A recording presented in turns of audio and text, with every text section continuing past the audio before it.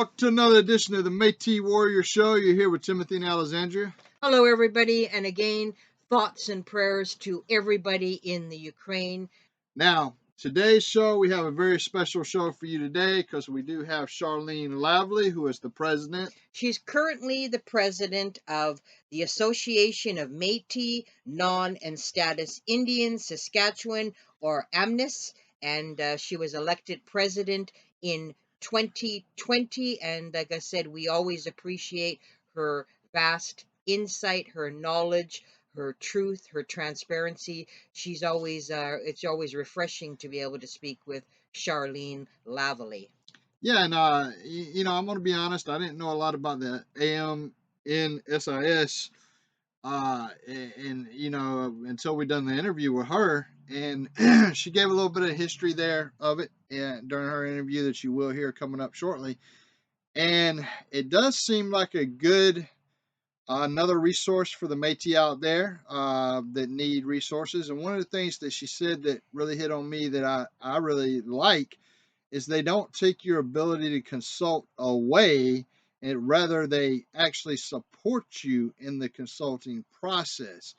And so that's a right that you do not lose with this organization, but they actually support you, whereas some organizations take that right from you and they try to consult on your behalf, and they're doing a lot of the organizations are doing a piss poor job on this consulting thing. And so definitely a good interview with Charlene. She's going to dive into a cease and desist letter that she got from the Metis Nation of Saskatchewan back in 2019. I know when I first heard about this, I personally thought, as well as other people, that this could be a political thing. However, when you look at the date and it says 2019, this is before she ever became involved in the AMNSIS. And I will tell you that actually, when she was done the way that she was done as a member of the Metis Nation of Saskatchewan during that time period, when she was attending meetings and treated the way she was treated, of course, she's going to look for other organizations to go to. She was not happy with MNS at all. And she kind of opens our eyes on some things that was not being done properly within the Metis Nation of Saskatchewan. Now, with that being said, we do know that that was a few years ago. We have learned recently that Glenn McCollum is making changes to some of the way that the registry process is going. And we're still kind of looking at that a little bit, and they seem to be positive changes. However, people are still pissed about past events, and these people have a legitimate reason to be pissed, and because of the way a lot of people were treated. Let's be real here. And so people have a right to complain. If you can complain on your organization, you can actually speak out against some of the things that you think is wrong with your organization without fear of somebody sending you a damn letter from a damn attorney and they're using your Métis dollars to do that. That's a bunch of bullshit. Well, as Charlene had mentions in the interview, and I agree with this totally, if a Métis citizen is forced to go on Facebook or to start a news organizations because they are not getting responses from their governing organization, that's a huge, huge red flag. And I know Charlene explains slander and libel. I mean, she makes sure that, she posts what is factual, what is truth, and she was attending meetings and giving her first hand account. So that's very, very important. I've always, read Saskatchewan Métis news being very informative. And again, a huge red flag if you're signing over your rights to an organization without really realizing it, and then they don't answer your questions. They don't consult with you. I mean, read the fine print on your application, for membership in any Métis organization. And again, when citizens are left no alternative but to go on Facebook, social media, and ask questions because they're not getting answers, that is a problem. And then when you have Métis organizations spending Métis dollars meant for Métis people on law firms and all these cease and desist letters. I mean, that's shameful. What are you trying to hide when you have to go to that? And it's really scare scare tactics when they have to result to that. Not just that, but you mentioned Saskatchewan Metis News. Now, she is the person involved heavily with Saskatchewan Metis News.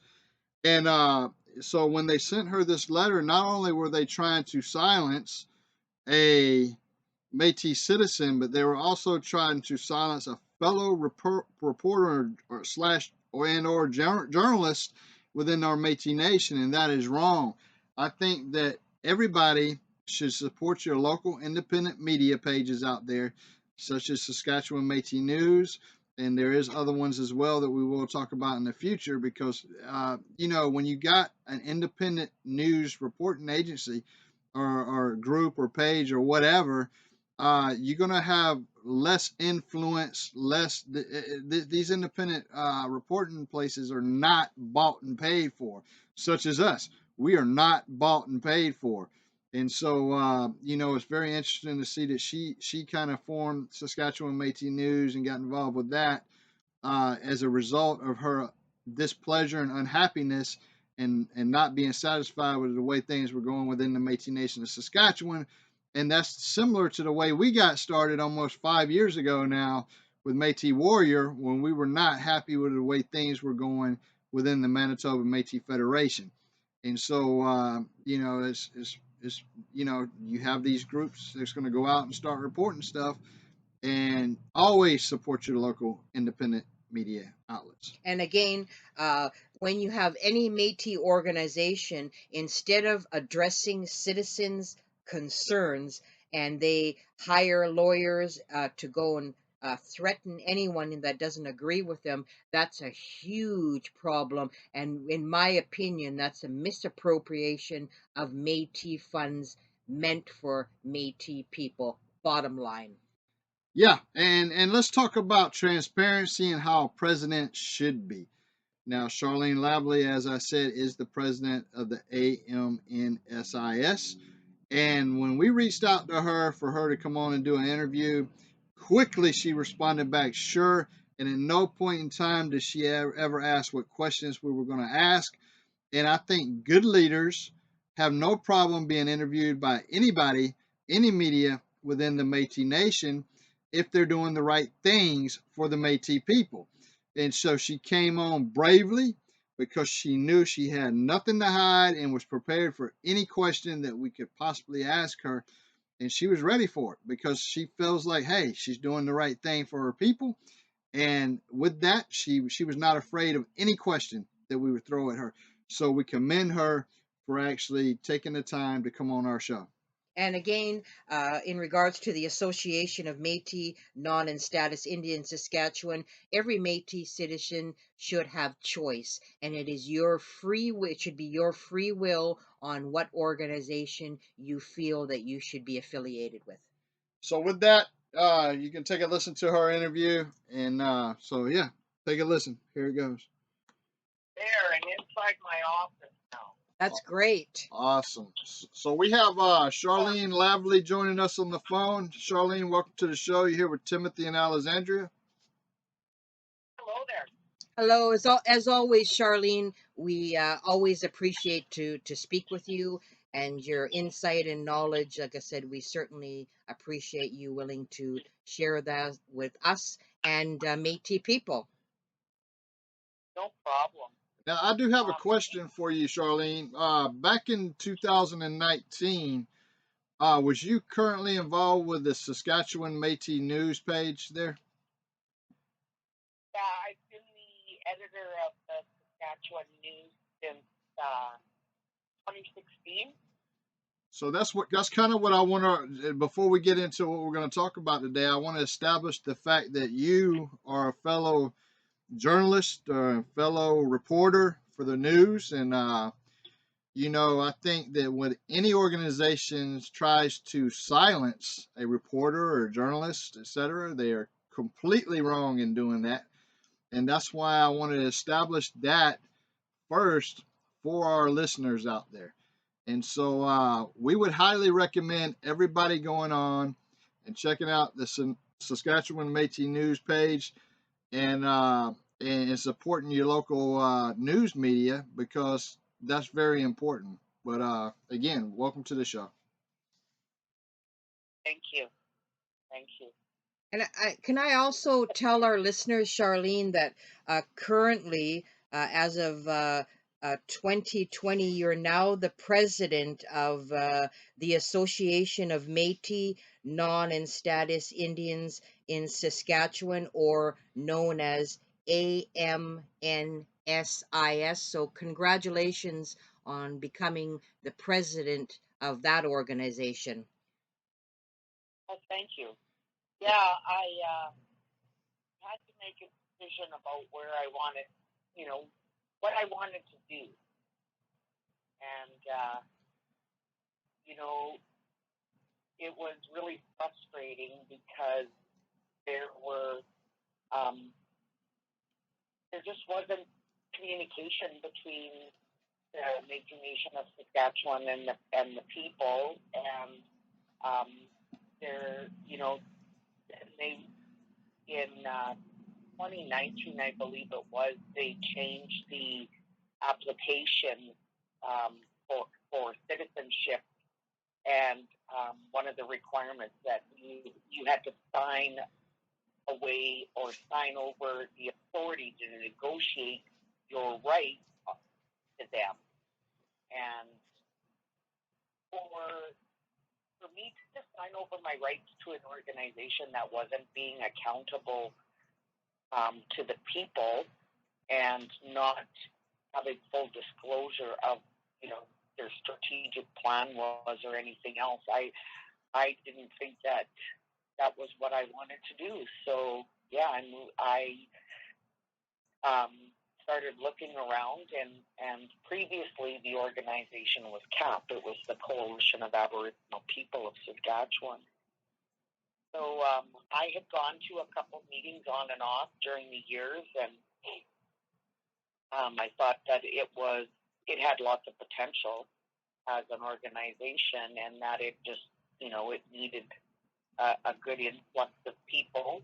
And so anyways, in 2020, I was nominated as the president. And what today's show is about is that letter that you received from the Metis Nation of Saskatchewan. I kind of want to set this up a little bit because I know what the other side's going to say. They're going to say, "Oh, she's talking about this because this is political and they're trying to recruit people." But what I want people to understand out there is that you did not become president until 2020, but this letter was actually sent to you in 2019. And so people have to understand that no, this was not they were not just trying to silence a political competitor, so to speak, in the Metis Nation. What they were trying to do was silence a Metis citizen, one, and two, a Metis reporter and journalist in an independent, an independent media, Metis media, and that's wrong. Yeah, I had started reporting, and what had happened was in 2015.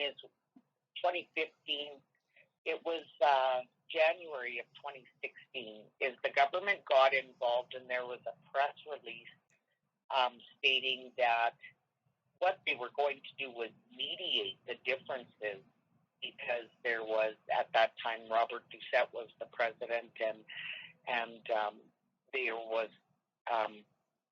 a divide on the board. And in 2014, the other group had gotten the funding suspended from the Metis Nation of Saskatchewan. So I wanted to find out firsthand what was going on. So I started attending all the board meetings, and I would basically give a summary on Saskatchewan Metis News of what was going on at those board meetings, and sharing my firsthand information with them, so that people would get, a first-hand perspective of what was going on at these meetings. And then I started getting fed the drafts of all the minutes, and it turned into quite a fiasco. So a majority of the time was spent talking about Saskatchewan Metis News at the board meeting. Now, to your knowledge, was there other Métis citizens? Again, we're going back to prior to 2020. We're going back to 2019. Was there other Métis citizens that were also the Métis Nation of Saskatchewan was attempting to silence, other than yourself? Um, Offhand, I don't recall anybody, but I was pretty much the only person out there at that time doing this. My page following went to 1,200 people in like 6 months, And that is and awesome. yeah, Yeah. people were just really curious as to what was going on, and it wasn't at that time. I was just astounded by the amount of lateral violence that was going on at these tables, and how they talked to each other, um, and in my opinion, at that time, it was never, ever, ever by some of these people about the Métis people. It was about egos and and self empowerment and stuff like that. It was never about the Métis people. Now, let me ask you this question, because you mentioned the lateral violence. Can you tell us some of the things that were going on that led up to them actually getting lawyers to send you this letter, basically trying to silence you? Well, one of the specific events was the hiring of Greg Ross. And Greg Ross is from Glenn McCullum's hometown. He's not Métis, and they were looking for, I believe it was somebody for housing. And they hired this guy, and we have so many qualified Métis people, and then they hire this guy who is not Métis and is from Glenn McCullum's hometown of 600 people. And, in Saskatchewan, I'm sure there is a qualified Métis person who's been involved with housing before. Well, that's a surefire way to help feed your friends some money, ain't it? If you hire somebody that's not Métis, that's probably been a friend of yours or you knew in your hometown there, you hire them and you're feeding them Métis dollars. I mean, that's just like you said, there's enough Métis qualified people out there to do these jobs. And here we see Glenn McCullum is choosing non-Métis to do the work. Yeah, exactly. And it's so that was one of the things that was brought up in that letter. So it's and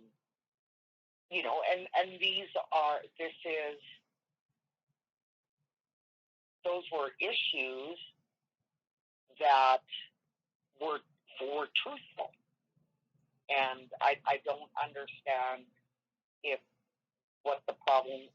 This is something that is the truth, and so how is that even libelous?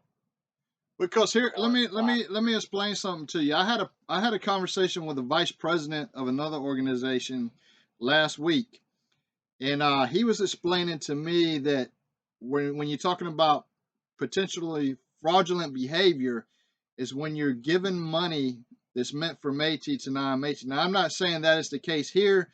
I don't know the specifics in the contract with the M&S and between this guy that you say is not Métis, but he was very adamant that you can't do that as far as giving Métis funds to non-Métis. Now, that may not be the case when it comes to contractual agreements. As we've seen, the MMF has been great at getting non-Métis and paying them large sums of money to do a lot of work, and that's always been a problem when you look into the Manitoba area. But now you see that going back, Glenn McCullum has actually done this, and it doesn't seem right. So they sent you this letter. Clearly, they was hoping that once you got this letter that you would just shut up. Am I right? Yep. Didn't happen though. And I think Charlene, I yeah. That's know the law. but anyway, go ahead, Charlene. Well, I'm aware of what libel is and what it takes, and firsthand knowledge is not that. That's my personal experience. So it's if I've witnessed it, then it's not libel. And if I've got and that's one of the things I always did is I always made sure I had information or documentation to back up everything I said on my page. And if I didn't have the backup, then I wouldn't go forward with it. I always had everything to back up everything that I was putting forward on my page. So, they're saying that I was bullying and gossiping and it I don't know. And so I'm just reading a part here is it's political comment, much of which comes close to or does in fact constitute defamation within the meaning of the law. So, and that I'm exposing people to hatred, contempt, or ridicule. It's the same thing with like if you have to be accountable to the people you represent.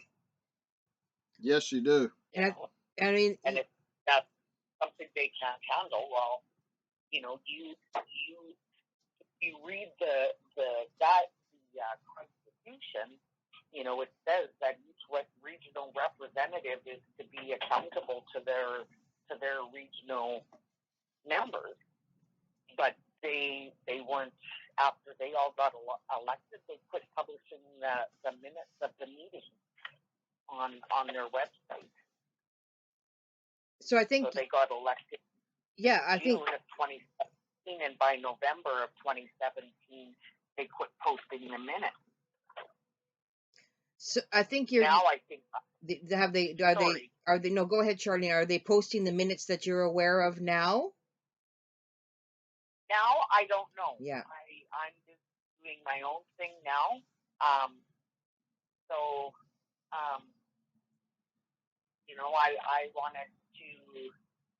I wanted to build an organization that was inclusive, that wasn't abusive, that would do better things for the people. And in actuality, I wanted to move away from all these colonial structures like the Indian Act and everything else, because the government has always done the divide and conquer, always. Right. And those colonial acts and policies are all part of it. And so we said, no, with Amnesty, we're going to go back to the kinship model, because like in my family, I have status grandchildren, I have a non-status grandchild, I have Métis grandchildren, but the Indian Act says, no, you're all separate, you all belong to different entities. And that's what they've always done. So. Yeah, and what we do know is that there is a lot of people that get intimidated by letters like that, and we consider those types of letters to be a waste of Métis funding. We do not believe that the Métis citizens of these organizations would support the use of that money going to attorneys to try to silence people. That is a huge waste of money, especially when you have somebody running a news page in Saskatchewan. And again, I want people to understand, even though you're president now of a different organization, that at the time that this happened, you was not in this. So this is not a politically motivated thing at all. This was an attempt to silence someone who is reporting the news in Saskatchewan and a Métis citizen, and that I just this is something that's been a problem in the Métis Nation with various organizations so quick to run and grab attorneys to try to scare and silence people, and that is Yeah. bullying. Yeah. Now, MLT Aiken's legal fees are $610 an hour. Wow. Is MLT Aikens? They say there that they're Western Canada's law firm. Is that a Métis or Indigenous law firm, or is that a colonial law firm? I don't recognize any of the names on there. Right.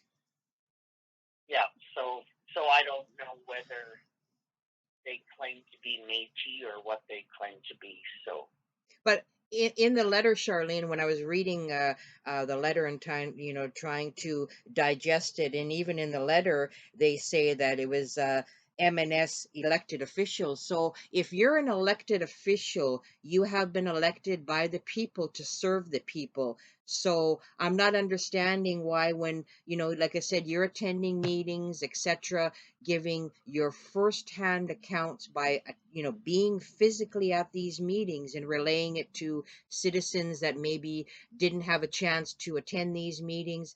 I don't know how that can be liable or defamation. I mean, I really don't understand scare tactics. And if they were really serving the people, why would you have to send these letters out for somebody that's relaying the news to other Métis citizens?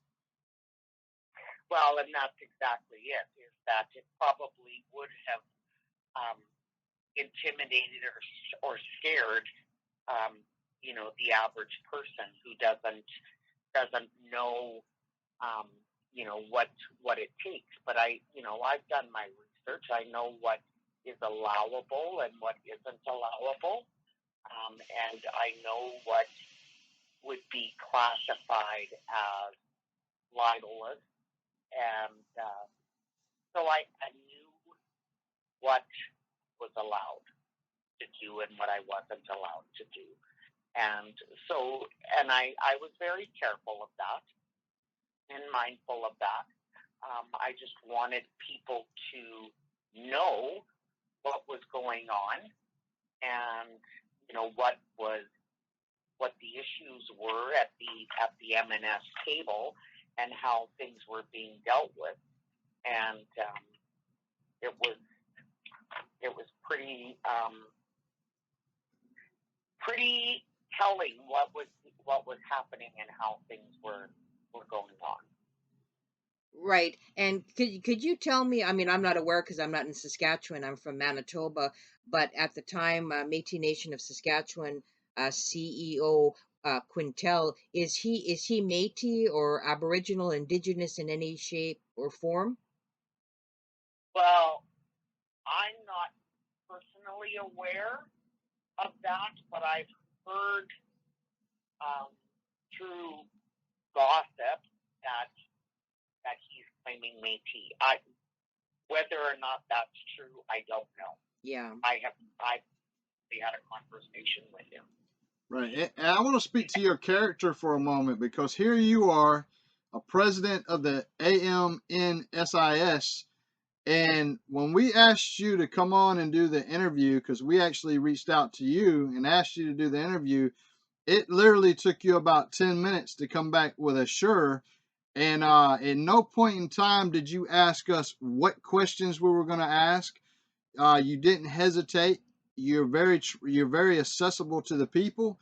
You're very transparent. You're answering the questions, and I can say that has not been the case for Glenn McCollum, because Glenn McCollum chooses to do just the radio show that we know of out of Saskatchewan there, and he has not. When I don't know if he does other media or whatever. I shouldn't say just a radio show, but I know he has not wanted to come on our show. Period. And so we commend you for actually stepping up as a president and coming on to the show and not asking us what questions we were going to ask. Well, you're welcome. And you know what? That's what you're supposed to be.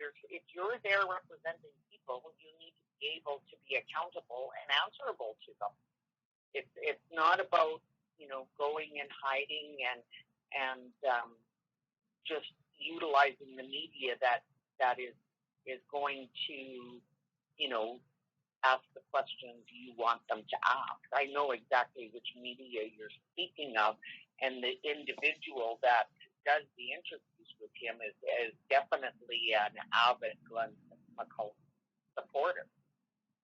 And we've asked the question before: has this radio station show ever benefited financially from the M&S? We've never gotten a clear answer on that. And of course, if they have, and you going on to their show, they're not going to ask you, like you were saying. They're only going to ask questions that they know you'd feel comfortable with. And so, coming on our show, not knowing what we're going to talk about, if you're upfront, if you're transparent, and you're doing the right things, there should be no issue with coming on our show. Just like you had no issue. You didn't even have to think about it. It gave you it took you 10 minutes literally to respond, and that was only because it took you time to actually read our message that we sent you. And as soon as you read it, bam, you responded, sure. And there was no hesitation there. And I think that speaks to great leadership on your behalf. And I'm ashamed to say it, but I do not know a lot about the AMNSIS. And I don't know if you want to talk about it on here or not, and maybe let some people know that this is another option that's out there. Yeah. So it's what we call it AMSIS. And AMSIS was the organization in the 70s and early 80s in Saskatchewan. And actually, AMSIS was the representative organization during the constitutional talks. And during that time, when AMSIS was the representative organization of the Métis and non-status in Saskatchewan, the leader at that time was Jim Sinclair. And Jim Sinclair was a very charismatic individual. He never hid from questions. He never hid from people who wanted to call him out. He was very front and center with the organization, and he built consensus and he built unity. There had been, I think, I can't remember the exact years, but during the whole duration of AMSIS, Jim Sinclair was always reelected leader. And this is where what was happening was in the 80s, there were people pushing for a separate Métis organization. And one of the people in that push was Clem Chartier. Right. And his aspirations of being leader, because he couldn't get any of his supporters. They would run against Jim Sinclair, but they could never win. So Jim Sinclair was non-status. And Jim Sinclair, as a non-status person, ensured that Métis and non-status were well, at that time it was Métis were included in the Constitution. Jim Sinclair, a non-status person, did that. And because for him it wasn't about, well, if you get it, I want it. He was there to represent everybody. Right. So there were individuals who took this to court and asked they wanted a referendum to split the Métis from the non-status within the organization, which again Clem Chartier was behind. And they also were going to sue the government for a seat at the constitutional talks. So Trudeau, Pierre at that time, gave them a seat at the constitutional talks, and the members of the MNC asked Jim Sinclair to represent the Métis at the constitutional talks on behalf of the Métis National Council. Right. So for Clem Chartier Jim Sinclair has always been a thorn in his side who he could never beat. And the only way to beat him was to make him uneligible to be a part of the organization, so thereby creating a Métis-specific organization. So, and that so that's when the Métis Nation of Saskatchewan started, and with I think Clem Chartier being the first president. And you think about all the things that in Saskatchewan, Gabriel Dumont Institute was a creation of AMSIS. Native Alcohol Center, which is now known as MAXI, was started by AMSIS. SUNTEP, which is the Saskatchewan Urban Native Teacher Education Program, was started by AMSIS. All these corporations that are still around to this day were started by AMSIS. Nothing really new has happened since those days when Jim Sinclair, Wayne McKenzie, Donnie Ross, all these leaders from AMSIS were around. So basically, since the M&S went on its own, under the leadership of Clem Chartier and Gerald Bourne and these fellows who've been around for 30 years, they've shrunk the representative organization. They used to have annual general assemblies with 2,000 people there. Now they don't even have the AGA, and the AGA, the annual general assemblies, are the body that ratifies everything that goes on at the Métis Nation Legislative Assembly. So they aren't even following their governance processes anymore. And there's so many things that they've done. They are totally not acknowledging any of the urban locals in Prince Albert. And Prince Albert has the highest amount of Métis population in Saskatchewan. Wow. But because they don't support Glenn McCullum, they don't get recognized. And they don't support the regional representative in that area, they don't get recognized. So, and this is happening all over the province. Yeah, I can, and that speaks to, of course, if you're eliminating and not recognizing certain Métis out there, then you bettering your odds for re-election, are you not? Oh, for sure. And they're getting millions and millions and millions of dollars, and there's no services going to the Métis people. And then when there are services like the COVID, well, you have to have a membership to get any kind of services or to get any kind of help. And as far as I'm concerned, that's bloody coercion. Well, unless you get hard, we have, you can't get COVID relief unless you get a membership card. That's coercion. Yeah, we have key figures in the Canadian government that actually listens to our show, and I'll tell you that they're going to hear all this that you're saying.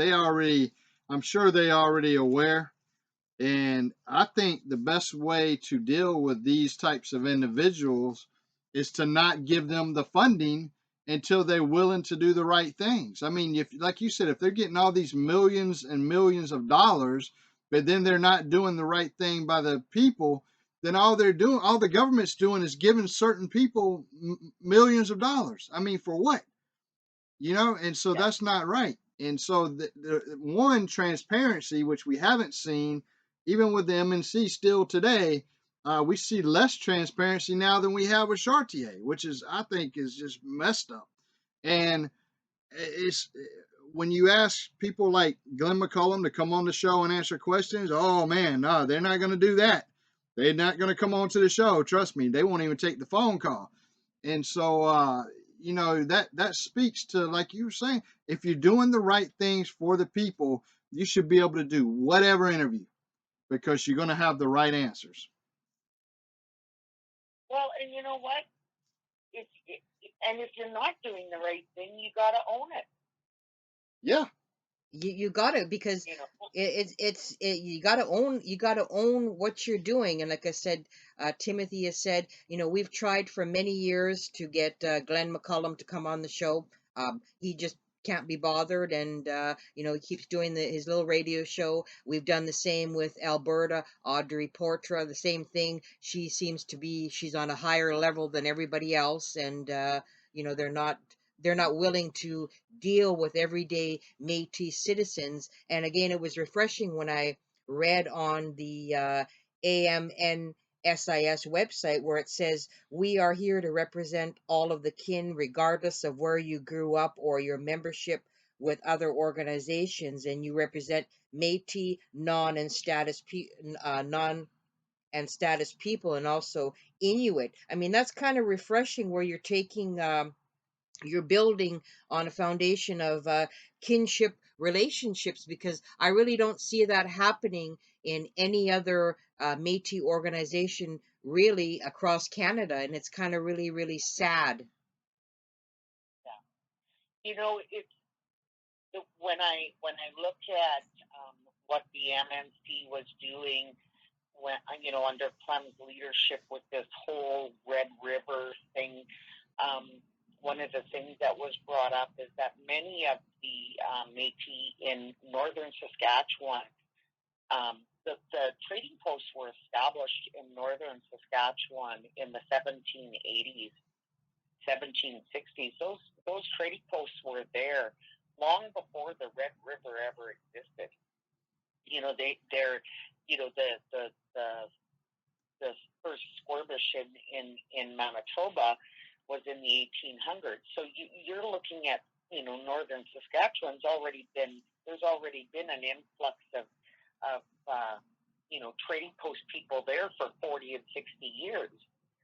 So some of those families have no connection to what they're classifying as the Métis, and so one of the things that I'm aware of in our history is that we've always been divided, and it's been the government has tried to divide us, and the church has tried to divide us, and the trading companies have tried to divide us.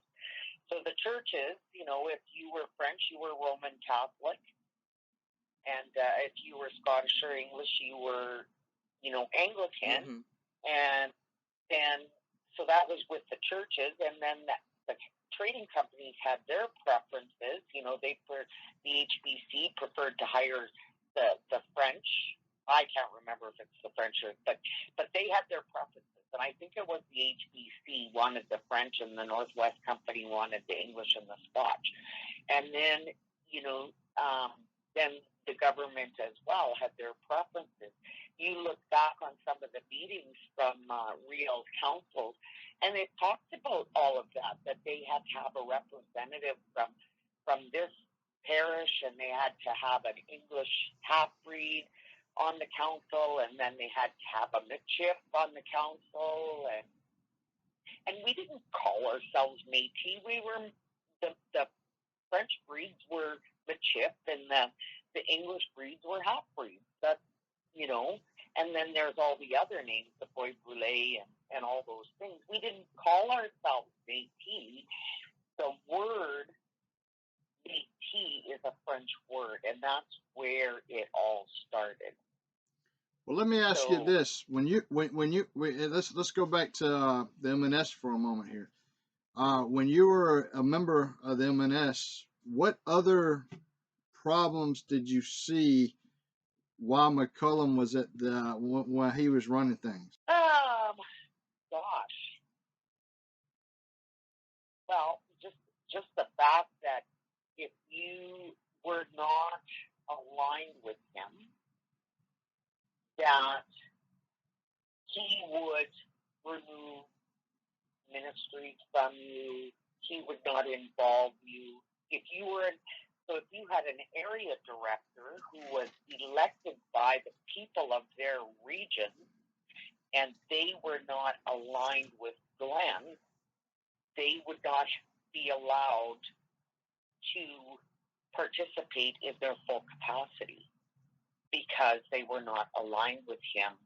And Yeah, you know that and I asked you to go back to 2000 and back when you remember, and because we're seeing more of the same today with a lot of organizations that you are describing right now. It's all about nepotism and favoritism, and it's not about what's good for the whole. I think you should be just as fair to the Métis that don't like you as you are to the Métis that do like you, that you do like. And so, whether they're your family or your close friends or whether they're your harshest critic, you should be just as fair across the board because you're in that leadership position and you're supposed to do the right thing with the funding. You're not supposed to pick and choose. You're actually supposed to be fair. And I think that's something that's missing from a lot of organizations today is fair treatment. right, right, exactly. So one of the other things that they've done or are trying to do in Saskatchewan is to assume all the duties to consult for all the areas in Saskatchewan. So what they're trying to do is, and they have done in many cases, is have the local communities sign over duty to consult to the provincial organization. So there is a plan, and this is just a recent event, where Island Falls Forest is now going to be clear cut. This is a plan by the province of Saskatchewan.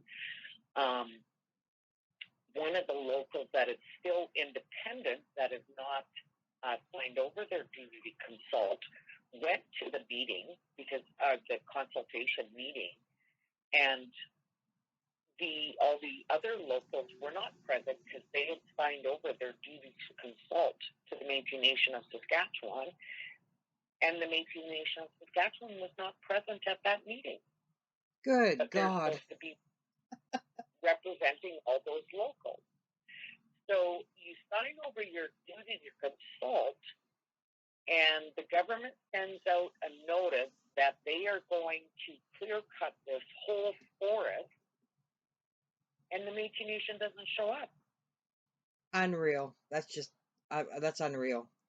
Yeah, it really is unreal. And so they want that control, and then some people give it to them, and I don't know why they would, because as far as I'm concerned, the local, and this is what we stand by with Amnesty, is that the local communities, they are the boss. They are the boss of their community. They should be getting the funding to run their own organization, because back in the day, it was in each independent community. And that's where your governance came from, was from your community. Can I ask you this question here? I know a lot of people are gonna hear what you're saying and really appreciate that you are calling them out on this stuff. But when we look at to the AMNSIS, can you just tell our listeners that are Métis, because a lot of our listeners are obviously Métis because we're the Métis Warrior Media Group, but if you could just tell them, like, if they were to say come to your organization, like what kind of support can they expect from the AMNSIS? So Amnesty is what our goal is, and what we're trying to do is that we are here to support the local communities. So if in the same situation where there's a duty to consult, and it's sent to the local community can get a hold of us, and we would either contract or reach out to legal representation and try and secure funding, because there is funding available for the duty to consult process, but a lot of people aren't aware of it. They don't know how to get it.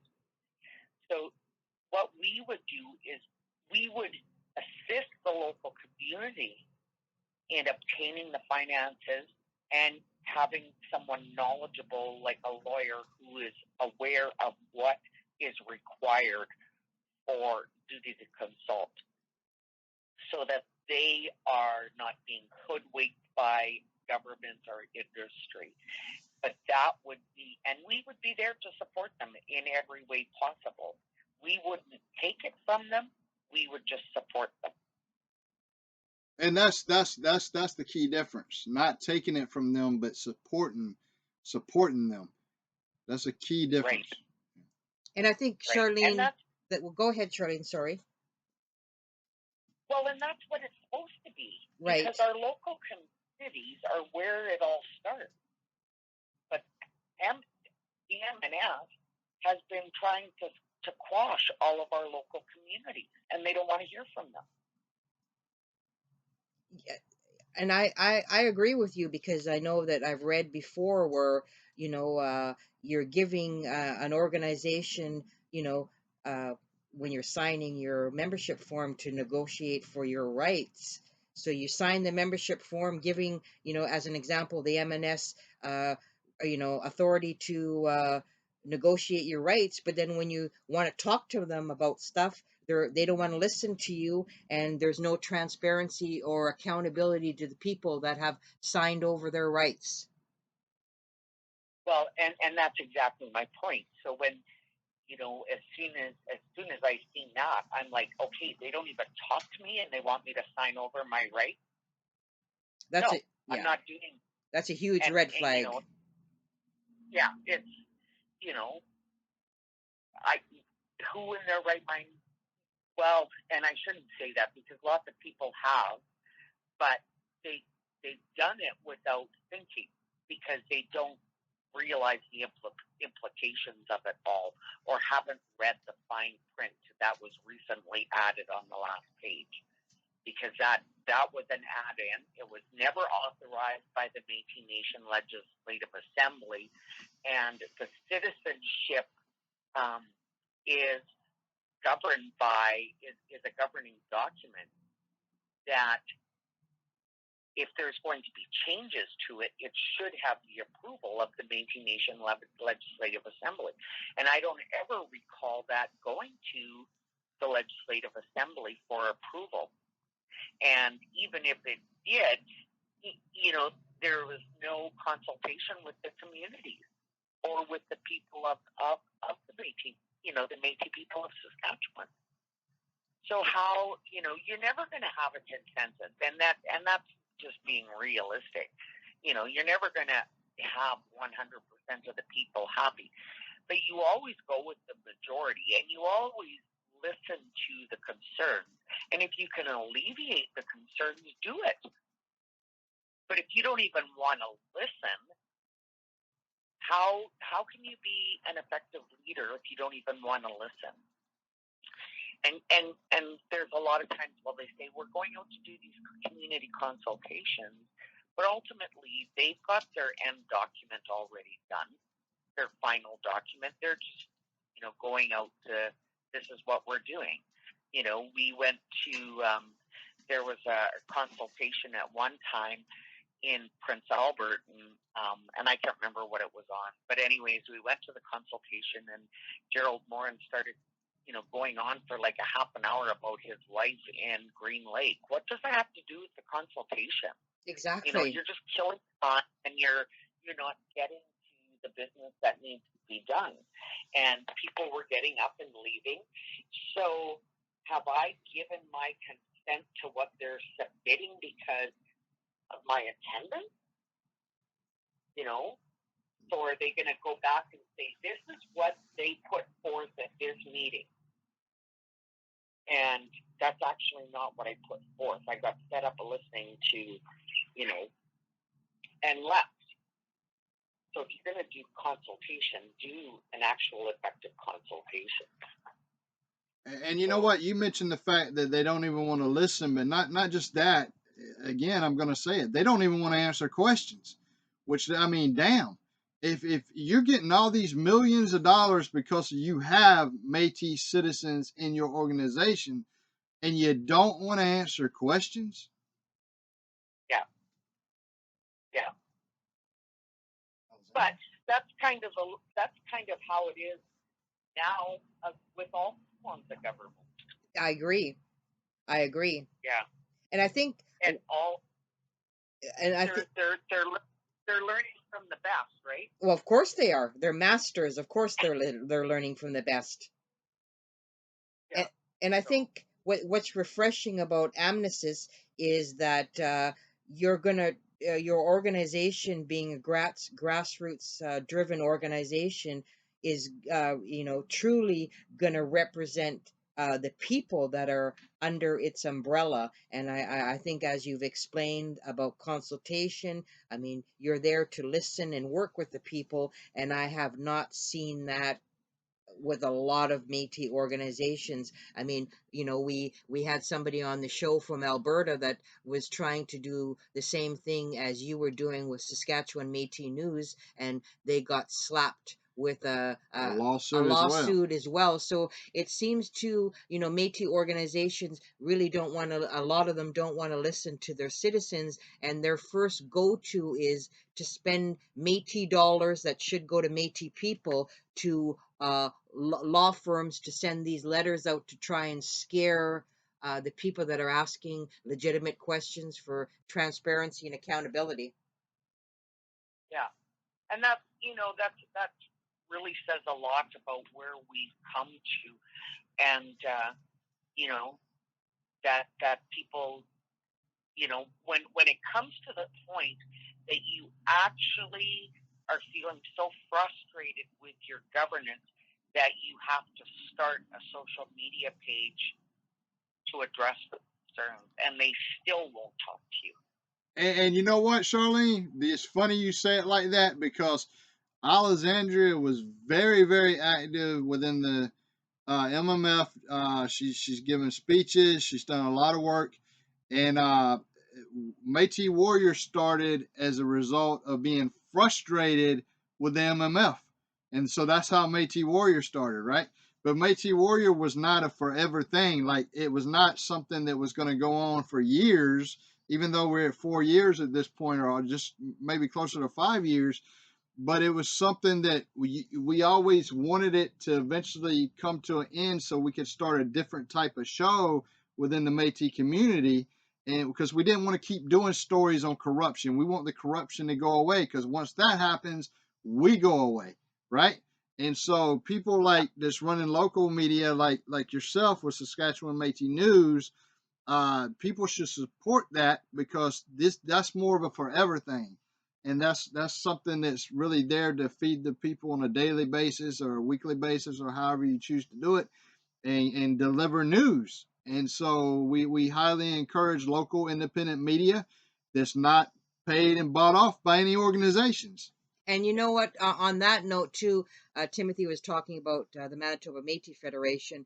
I'm now myself at the point with the new leadership of the MNC where, I mean, they're not accessible to citizens. There's really no transparencies.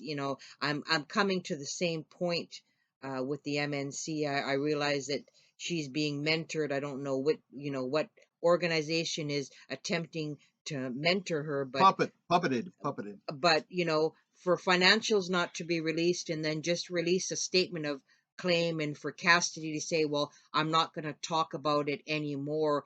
I'm sorry that, that's not good enough. There's issues that need to be dealt with. We don't even know. There's nothing been posted on social media if any of the people that are named in the statement of claim have been subpoenaed yet. Isn't that something that citizens should be made aware of, kept up to date with the statement of claim? You can't just drop a bombshell, which is a good bombshell, and then just leave citizens across Canada hanging. I don't really go for that either. But again, that's just my opinion. Right. So once something is starting to go through the court process, this is something that I am aware of, is that anything that they say can be used in that court process. So I kind of understand the not having any further discussion about that specifically, because something may be taken Right. and construed the wrong way. However, I would have liked them to have gone back all the way to 2011 when they had their last forensic audit. Their last forensic audit in 2011 had over $3 million in disallowables for Exactly. Métis National Council. And three-quarters of that was negotiated away. Now, I have my theory on all of this, and this is my personal theory, is that in 2012, that there was a deal struck, and there's a reason why three-quarters of those disallowables went away that were owed to Canada. Right. And part of that was Red River Pacific Métis dropping the people eligible for under the Constitution. And that's what the government is trying to, because the government can't determine that. That's already been set out in a court of law, that the government cannot determine who is Métis. It's the Indigenous population themselves that have to do this. So they knew the Daniels case was still being fought out in the courts. It had been in the court system for 20-some years.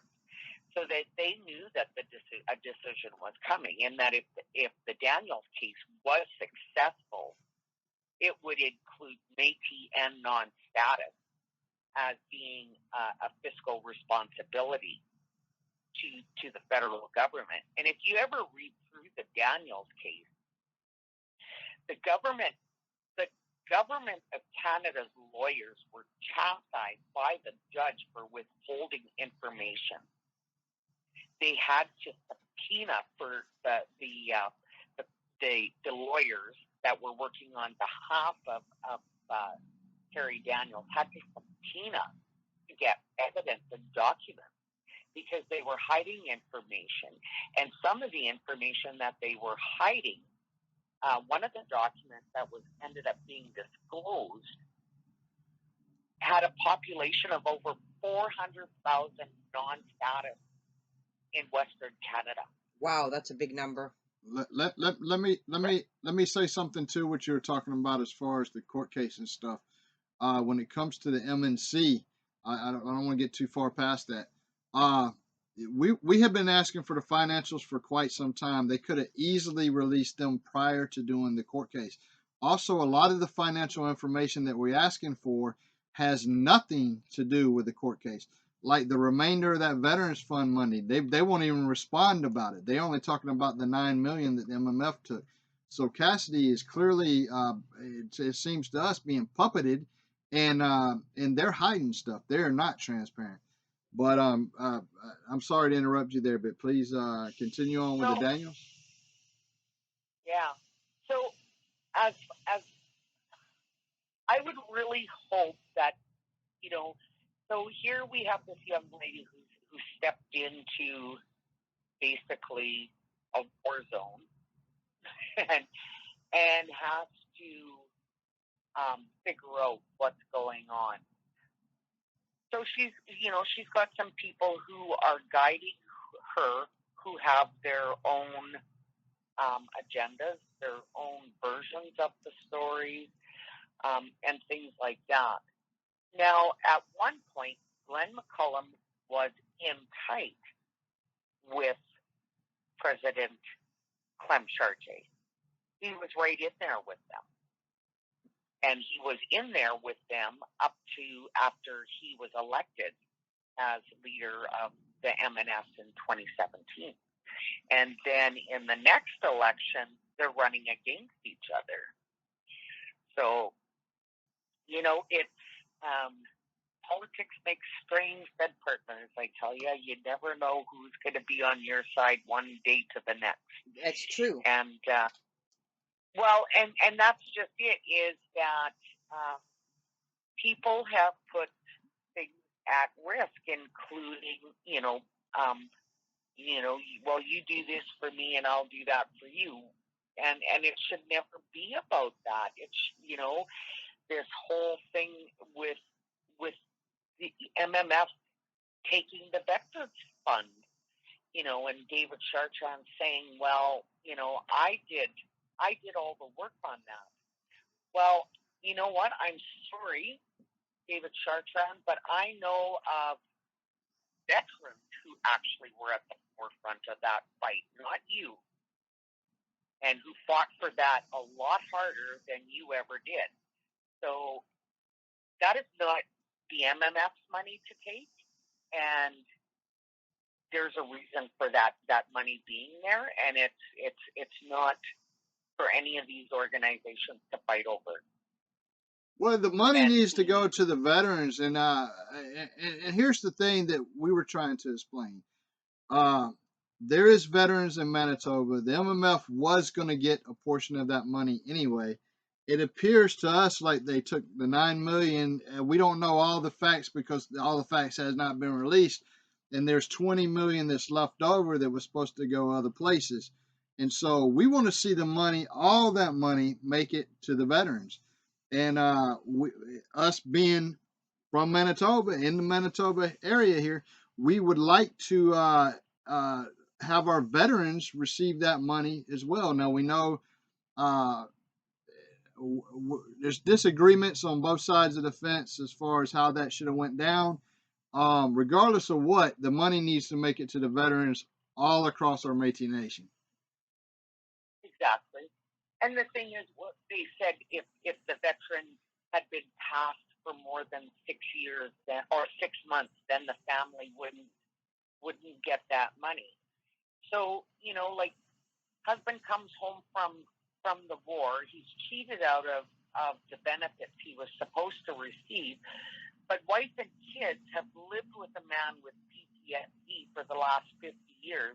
I think that the family's entitled to that money. Well, yeah, they earned it. Veterans gone. Absolutely, they totally earn it. Yeah, we agree 100%. They don't want to give it to the family because they've been, the veterans have been gone for more than 6 months. But yet they're the ones who stood beside the veteran through 50 years of, post-traumatic stress disorder. But they shouldn't be, they should be giving the families some money. Yeah, exactly. But that's my personal opinion. No, that's the truth. I mean, that's absolutely the truth. I remember watching a speech that Trudeau was giving, and in the audience there was a man with I think he was either missing an arm or a leg, I can't remember, and he was asking Trudeau, why is the government not giving him, why is he being denied funding? And Trudeau had a sarcastic answer to him, and I'm a veteran, and so that really irritated me to hear Trudeau's response to this man who was definitely struggling financially, and yet he was missing a limb. And so, when you're done that way by the colonial government, and then you expect your Métis organizations to step it up when there is funding that comes in, that money should make it to the people. And if the veteran has passed away, their family has absolutely earned it, without a doubt. For sure. So lots of issues out there, that's for sure. And I think that our biggest issue is many times individual egos overtaking the good for all. Yeah. And that's what's frustrating part is that, you had leaders like Jim Sinclair who, just was a very powerful, charismatic, hardcore leader who wouldn't sacrifice and wouldn't give up for the people. And then you have other leaders making deals and,